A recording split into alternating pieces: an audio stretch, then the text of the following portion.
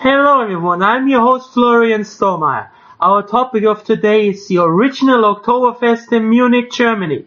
Founded in 1810, the Oktoberfest is the biggest beer fest in the entire world, with over 6 million visitors each year.